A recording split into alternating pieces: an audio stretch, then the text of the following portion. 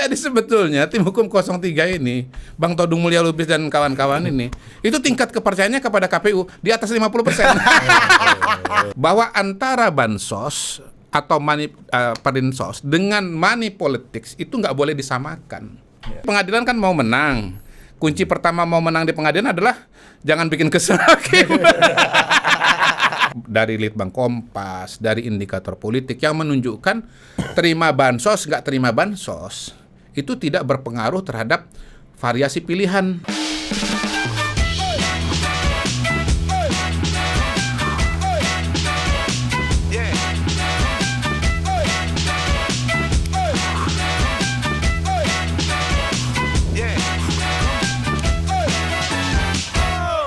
Oke, welcome to Total Politik, dan hari ini ada tawa yang sangat terpolarisasi. Ya, bukan tawa yang sangat terpolarisasi. Tawa yang menciptakan polarisasi baru.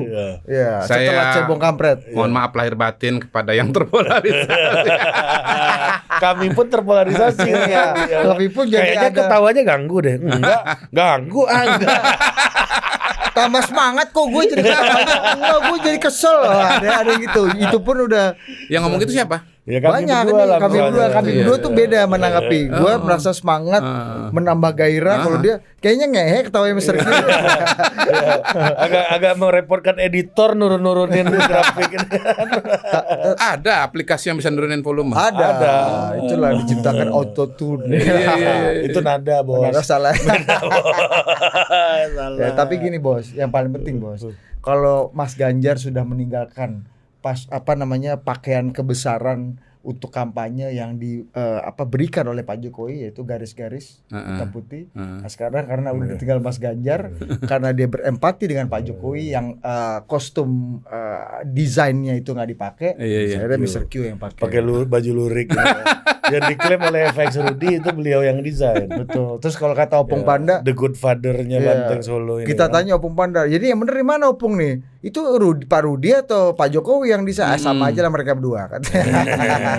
Sama aja. Iya ya, ini baju lurik ya, pernah disiapkan jadi baju perangnya Ganjar ya. Iya. Tapi nggak dipakai. Iya. Makanya kalah. Iya. Ganggu kan? Ya, baru menit-menit. Coba bayangkan ya, kita mundur ya. Kalau misalnya ya, baju itu dipakai oleh Mas Ganjar, dan artinya beliau mengasosiasikan diri dengan Pak Jokowi. Mungkin akan lain ceritanya. Ya 21% lah. Enggak, bisa 2 putaran dan lolos ke putaran kedua itu Prabowo dan lebih ngehe lu deh kayaknya. Tapi kemarin itu rame loh yang nge-DM kita ini ya. Apa tuh? Waktu MK yang terakhir kemarin itu kan. Oh iya benar. Iya, ini kayak gua nonton Totpol nih, ada Mr. Q sama Sanadmi. Iya, jadi kan kita bikin live juga tuh Mr. Q. Itu komen-komen kita gitu. Wah, ini kayak nonton Totpol nih, ada Mr. Q. Dan Hasan Asbi gitu. Gue jawab aja ya, kalian yang minta kita muncul di MK kan. Tapi minus dengan ketawanya. Iya, itu yang kita tunggu, ini ketawanya mana? Iya, seru nih Mr. Q. Kenapa Mr. Q kayaknya nggak seseru di sini? Padahal gue udah ngebayangin sama Ari. Wah, edit, ini paten ini Mr. Q nih. Sirkus nih. Dia jawab Pak Todung ini kan. Refli Harun, kalau ngomong gitu. Mana ketawa? Gak boleh loh. Jadi serius. Gak boleh lah. Itu kan Paris aja bisa ketawa-tawa gitu. Di sidang MK itu. Itu kalau di sidang MK itu kita harus serius. Karena kita kan berhadapan dengan wakil Tuhan di muka bumi. Contempt of the court. Nah, bisa jadi contempt of court. Gitu. Ya, gua sendiri juga hari itu ya dari atas sampai ke bawah hitam-hitam semua. Kenapa? Mau pakai warna yang lain takut dimarahin atau dianggap gak sopan, gak santun. Mau pakai lurik ini juga takut dikira. Kita kan di pengadilan kan mau menang. Kunci pertama mau menang di pengadilan adalah jangan bikin kesel hakim. Iya. Keselawan gak apa-apa. Iya. Bila perlu kita bikin dia senang. Bikin sur kan. Iya, dia senang kan. Yang gitu. Mulia. Paten juga. Iya. Walaupun Saldi Isra misalnya kayaknya ini kira-kira nggak begitu happy misalnya kan dengan sikap politik dengan tokoh tertentu, tapi kan minimal dia senang lihat lihat gua sama Refli misalnya dia bilang ini surga, ini dua makan teman bertiga. saya ini berantem terus ini. Gak apa-apa. Jadi kalau di sidang MK itu yang ketawa hakim aja, kita jangan. Yang mulia ini paten juga baju yang mulia. Iya. Kita tipis-tipis aja lah, Iya, Mr. tipis-tipis Q itu aja. ada bos, jab-jab kecilnya itu ada. Iya aja, ya. Jadi harusnya ada ketawanya bisa Iya. Tapi ya kita kemarin harusnya berharap kita tuh di otak kita tuh berharap sirkus nih Mr. Q nih. Enggak. Apa ruang Nggak bisa, jangan. itu Kita sesuai dengan konteks lah ya. Jadi kalau di sini kita bisa ketawa sekencang-kencangnya, tapi di sana kita ketawa setipis-tipisnya, gitu, sesuai dengan tempat lah. Kemarin masalahnya tipis pun enggak kemarin. Adalah nyindir-nyindir agak kurang. sedikit. Tapi malah aneh. Anda berargumentasi dengan perasaan, saya jawab dengan perasaan. Itu misalnya kan ada tuh tipis-tipis. Betul. Ya itu kan iya betul. Ya, Tapi saya terkejut juga loh. Itu bukan terlalu Mr. Q lah buat kami lah. Ya gitu ya, ya udahlah. I'm back. Tapi saya terkejut juga waktu Bang Todung Mulya Lubis itu tiba-tiba memveto saya kan. Begitu dibacakan mau sumpah ya istilahnya ya. Langsung saya keberatan dengan saksi Kodari ya. Karena dia mendukung 3 periode dan dia aktivis gerakan sekali putaran gitu. Aku terkejut tuh terus terang. Tapi jawabannya baru terjawab tadi di bawah. Ya ini salah satu episode di sini tuh. Itu pertanyaan gua pertama. Apakah tesis Mr. Q yang mengatakan bahwa angka kepercayaannya Mas Hasto bahwa Ganjar itu mendapatkan 33% menurut Jason Script itu masih dibantah oleh tim hukumnya Ganjar Mahfud atau seiring perjalanan waktu MK berjalan mereka sudah mengamini bahwa kebenaran itu betul Mas Hasto, kami setuju Mas Hasto. Iya, kalau kita bicara Bang Todung Mulya Lubis ya ternyata kan memang tim hukumnya sendiri yang tidak percaya dengan pernyataan Mas Hasto. Buktinya angkanya Mas Hasto kan tidak dimasukkan ke dalam permohonan atau gugatan yang diajukan. Bahkan lebih jauh lagi ternyata tingkat kepercayaan dari tim hukumnya Mas Hasto itu kepada tim hukumnya PDI Perjuangan itu dan Ganjar Mahfud itu kepada KPU itu sebetulnya 66%. 66%. Kenapa? Dari mana angka 66%? Kan dari 3 angka yang dikeluarkan oleh KPU, angka buat 02, 01, 03, yang ditolak kan cuma angkanya 02. Angkanya 01 yang 24%, dan angkanya 03 yang 17% itu kan nggak ditolak.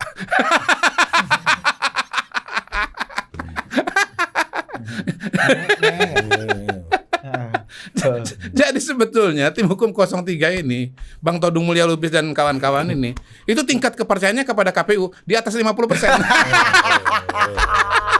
Karena yang ditolak cuma 02, 01, 03 diterima. Iya kan? Iya kan? 2/3 itu kan 66% kan? Iya. 67% tepatnya. Jadi sebetulnya ya timnya Mas Ganjar dan Pak Mahfud itu lebih banyak percayanya ketimbang nggak percayanya dengan KPU. Karena yang di 2 nomor ini percaya kawan kan. Iya benar. Gitu. Dan lebih jauh lagi, ya lebih percaya kepada KPU ketimbang Mas Hasto.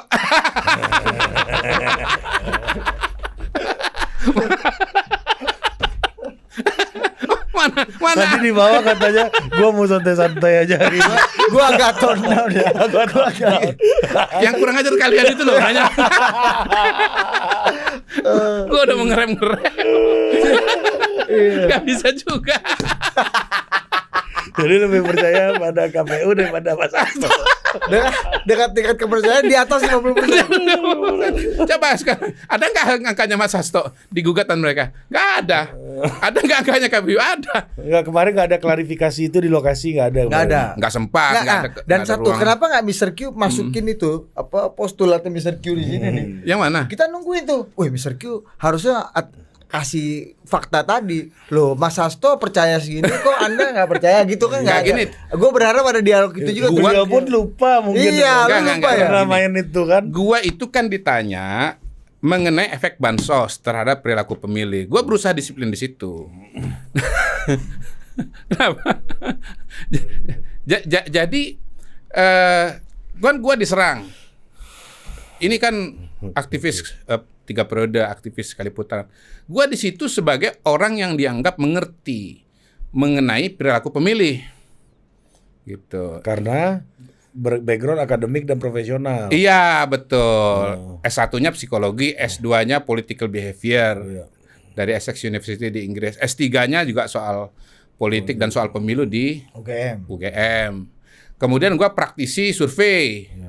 Puluhan tahun kan begitu, udah biasa ngelihat data, bisa ngelihat efek atau variabel-variabel dari perilaku pemilih terhadap ya voting behavior lah, kira-kira begitu. Itu yang harus dilihat. Jadi yang harus dilihat adalah data-data yang gua sajikan. Dan gua mengatakan bahwa kalau mau berbicara mengenai efek pemberian bansos atau dana perlindungan sosial kepada perilaku pemilih, cara satu-satunya adalah dengan cara riset ilmiah, gitu. Ya. Riset ilmiahnya pun harus studi pemilu presiden Indonesia 2024. Kalau yang dikutip itu soal pilkada, boleh nggak? Nggak boleh. Karena ini sidang pemilu 2024 presiden. Tapi ini udah 3 kali pilpres ke MK, memang diskusinya ini yang paling berkualitas kayaknya ya.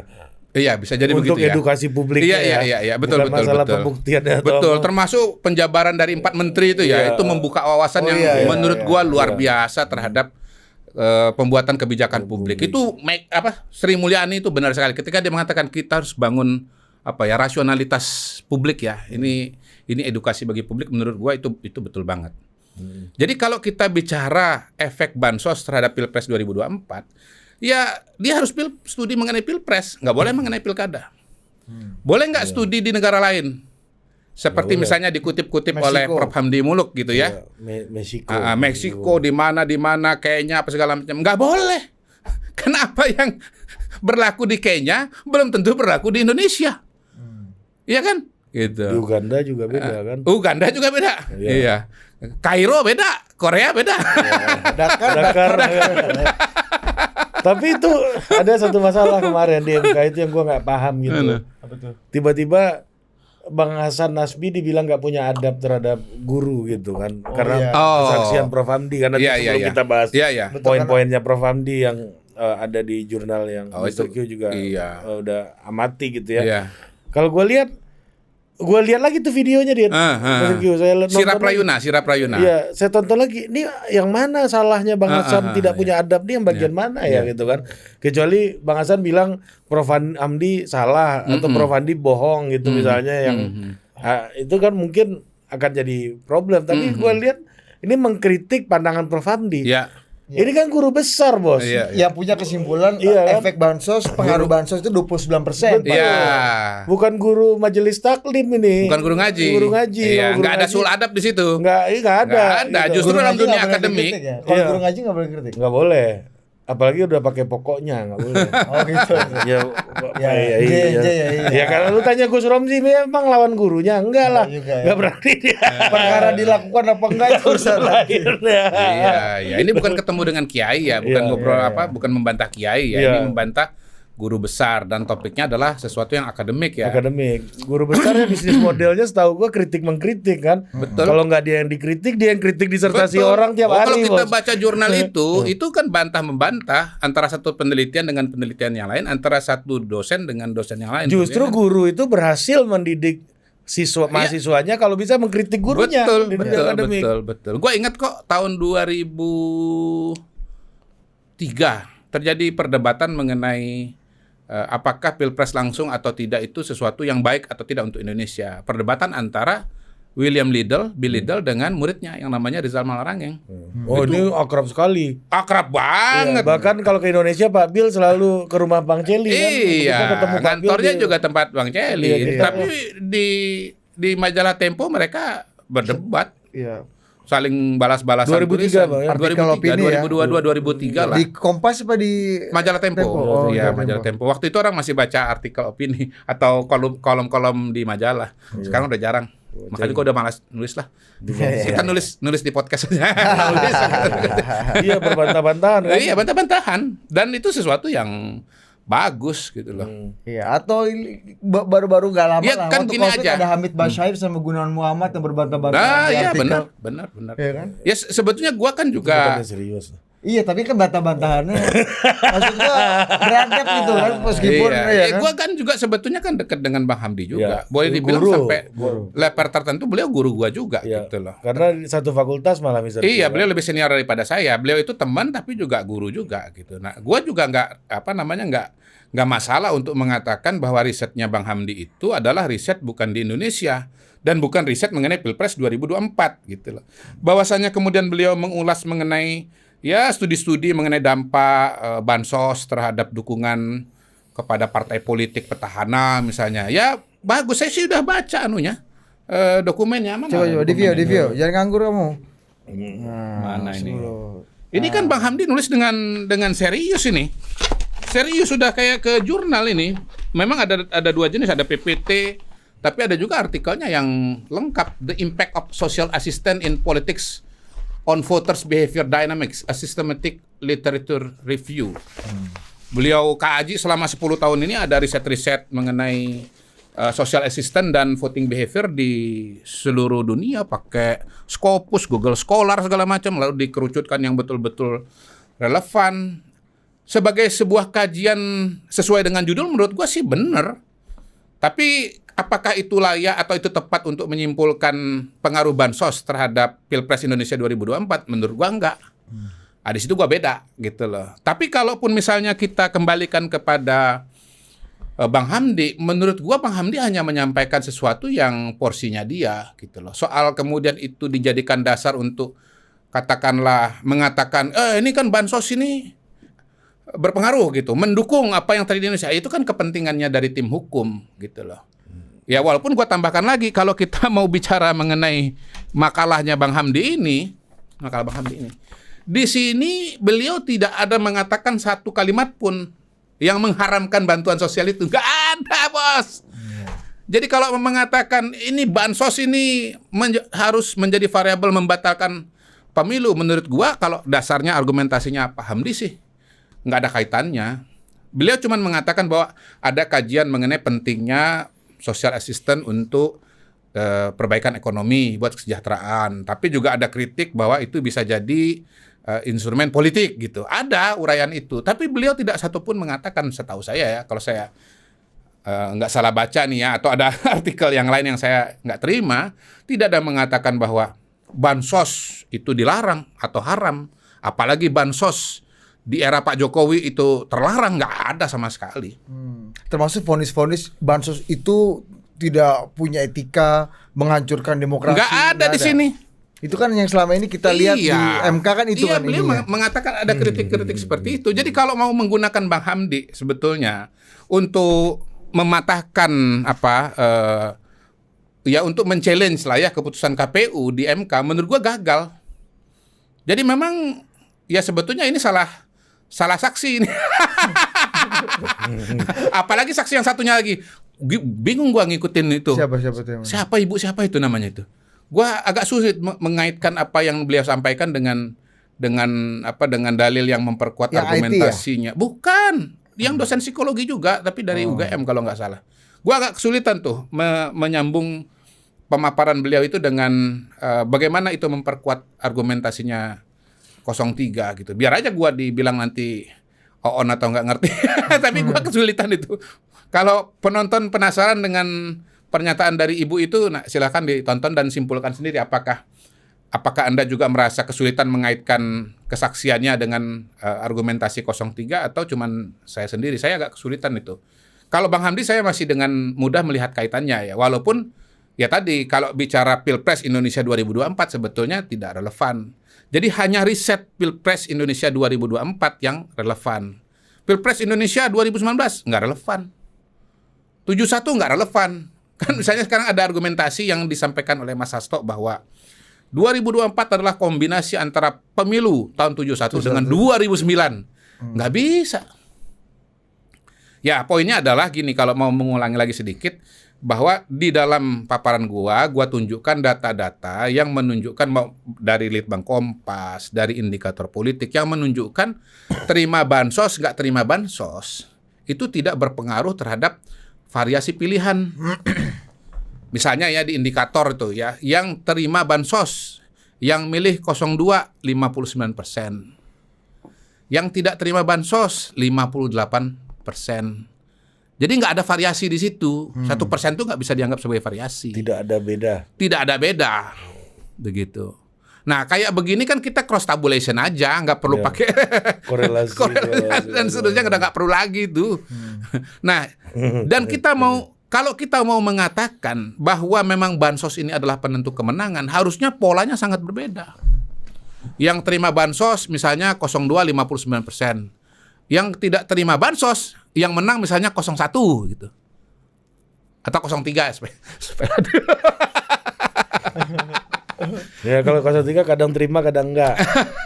Nyatanya kan enggak.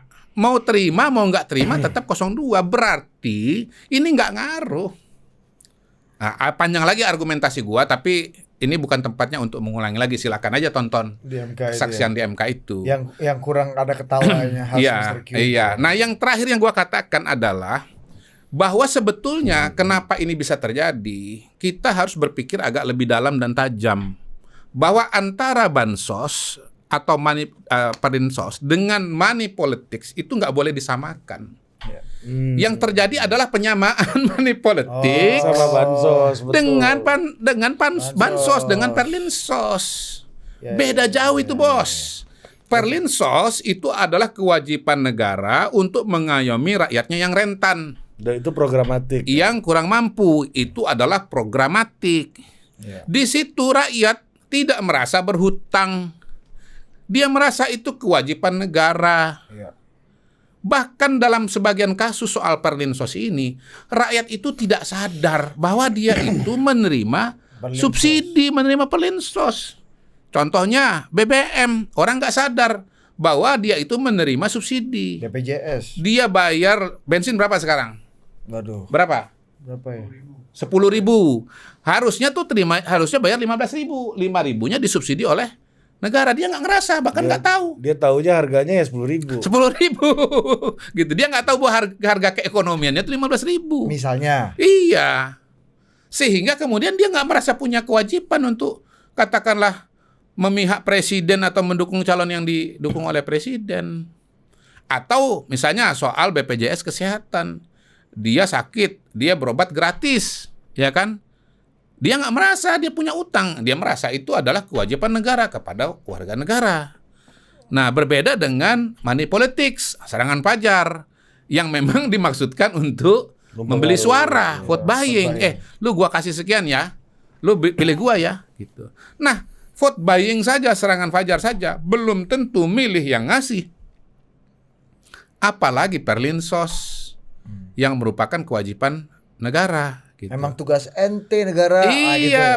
Betul. Nah, kalau semua tugas negara ini dikaitkan dengan vote buying atau dikaitkan dengan elektabilitas, maka Presiden Republik Indonesia, siapapun dia, nggak akan pernah kerja. Diem aja dia duduk ngopi-ngopi, ngobrol di istana itu. Dia nggak akan bangun jembatan, dia nggak akan bangun bandara, tidak akan bangun bendungan, karena nanti dituding bahwa nanti digunakan pula lah argumentasi Romo Magnis bahwa presiden ini sedang nyolong suara dengan menggunakan uang negara, seperti penjaga toko yang ngambil barang di tokonya sendiri. Itu nggak ada presiden yang akan kerja, Bos. Pak, Bapak kok nggak bangun jembatan? Takut saya nanti dibilang ini vote buying, ini membeli suara. Sekarang apa bedanya kasih subsidi kesehatan, subsidi listrik dengan bangun jembatan? Sebetulnya kan semuanya itu kan payungnya kan pelayanan publik. Mau jelang pemilu mau nggak jelang pemilu sama aja itu harusnya. Kalau kita mau tambahkan lagi, siapapun presidennya pasti kasih yang namanya bantuan sosial setiap tahun, bahkan setiap hari. Nah, kalau mau dilanjutkan lagi, emang gubernur Jawa Tengah sama gubernur DKI Jakarta kagak kasih bansos? Tapi kan Pak Anies di bansosnya itu ada tulisannya biasanya. Apa tulisannya? Bantuan ini dari APBD rakyat DKI Jakarta, bukan bantuan gubernur, bukan bantuan Anies Baswedan gitu. Iya bisa aja. Kemudian ini pula bansosnya presiden atau bantuan presiden yang biasa dibesek-besek ada gambar istananya Iya, itu. iya. Itu kan Bu Ani juga menjelaskan kan bahwa itu dari dana operasional. Dana operasional. Ya memang itu hak yang sepenuhnya jelas presiden kalau untuk risetnya di pakai. Kompas itu, riset Kompas ya, Kompas, Litbang Kompas, ya ketika ditanya dengan responden apakah ada yang menyebut bantuan presiden, itu yang nyebut itu dari responden itu cuma 3%-an saja gitu loh. Jadi kecil banget. Kalau mau dikatakan ini semua atas nama presiden itu kecil banget gitu. Atau jangan-jangan gini Mr. Kim, mungkin nggak gitu. Awalnya orang emang nggak sadar gitu.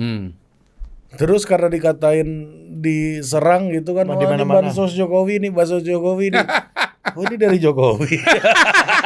Gue curiganya kayak gitu. Ini menarik sekali loh analisa ini loh.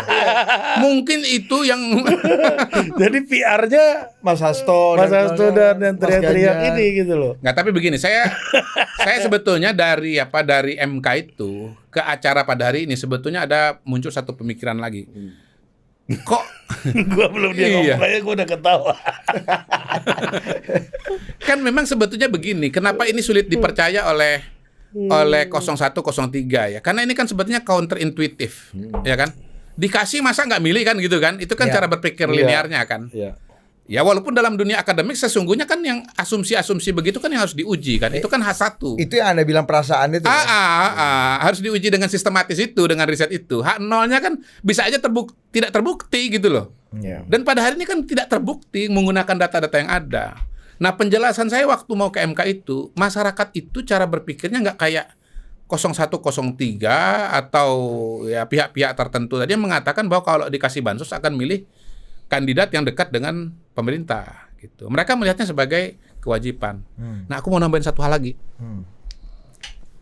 Jadi jangan-jangan ya dampak bansos itu sebetulnya memang sekarang udah nggak ada. Karena apa?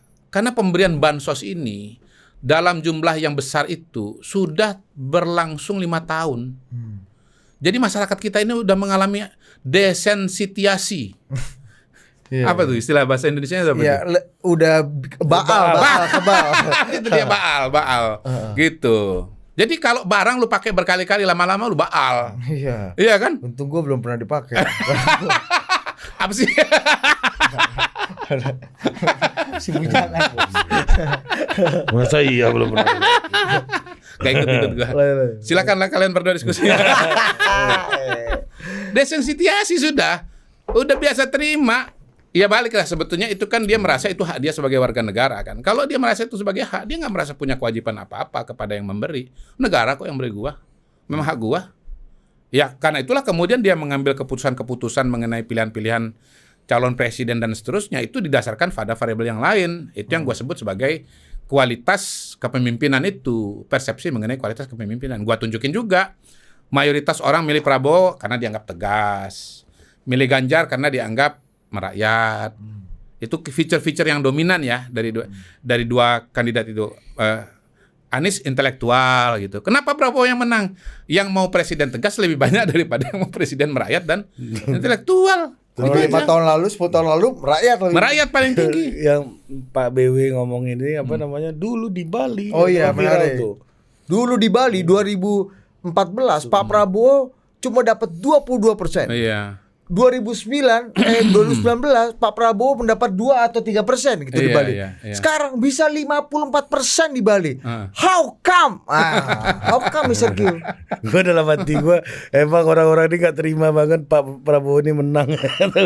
Ya kalau saya di sini saya pinjam argumentasinya How come? Hasan ya. Bahwa ujung-ujungnya orang memilih kandidat itu karena kualitas dia dianggap lebih baik daripada yang lain gitu. Dan itu ada pertanyaan standar di Iya, survei betul, yang sangat betul. sangat mudah dipahami, tingkat pengenalan dan tingkat kesukaan. Dan gitu aja.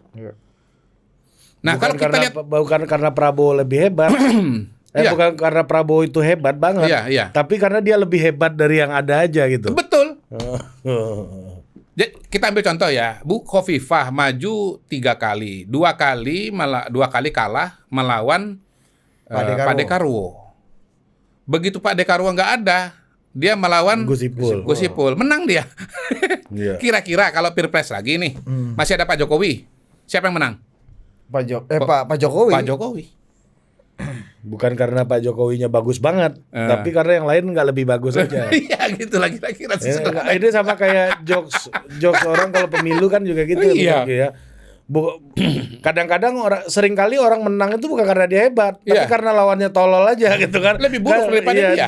Kan banyak. Itu jawaban sederhana. Gitu. Jawaban sederhana. Bagaimana mungkin Prabowo menang di Bali? How come? Ya karena nggak dapat Jokowi, Mas. Kok sulit banget yang kayak begitu di Gue cuma cari. Sederhana itu bisa gitu loh. Kalau ada Pak Jokowi, kalah lagi tuh. Kalah lagi. How come? Iya. Gitu. Jadi ya kalau kita bicara MK, ya menurut gua ya kemarin itu udah pembelajaran publik yang juga luar biasa lah ya, dan sudah sangat-sangat cukup untuk hakim MK untuk mengambil keputusan gitu. Dan menurut gua ya dalam rentang waktu yang tersisa, amicus curiae itu kayaknya udah nggak mungkin lagi ya. Amicus kan curiae. Siapa kata Mas Hasto mendaftarkan ya. Mendaftarkan. Bu Mega menjadi amicus curiae. Tapi MK setahu gua sih udah mengatakan nggak ada sidang lagi. Ya terakhir kesempatan kemarin ada penyampaian kesimpulan, pemberian kesimpulan dari para pihak, mungkin untuk jadi bahan tambahan renungan atau memudahkan hakim konstitusi untuk memetakan duduk persoalan kan. Dan langsung keputusan nanti tanggal 22 April yang akan datang. 22 itu ada apa ya? Senin. Dua-dua pada 3. Senin. Minggu depan. Kita kan masuk tanggal 22 kata lo. Iya benar. Harusnya pas kita masuk itu. Skema liburan gua. Nih, kalau kata Bu Mega Budi gara-gara Budi orang salah beli tiket. Pegawai Total Politik salah beli tiket semua. Tanggal berapa masuk Bang? 22. Lebaran berapa? 11 gitu kan. Berarti iya benar 22 tuh. Dia ngitung liburannya pas hari Lebaran. Jadi Budi nggak hafal Lebaran. Kapan, iya memang nih apa namanya sekuler berat ini ya. Sekuler dalam pikiran dan tindakan. Bahkan dalam ketidaksengajaan pun dia sekuler. Gue bilang lu masalah keagamaan ini, lu jangan tanya Budi deh besok-besok. Hari-hari yang berhubungan dengan agama ini. Tanya sama gue cuma satu, menu buka puasa apa aja. Itu bisa tanya sama Hari. Kontribusi itu.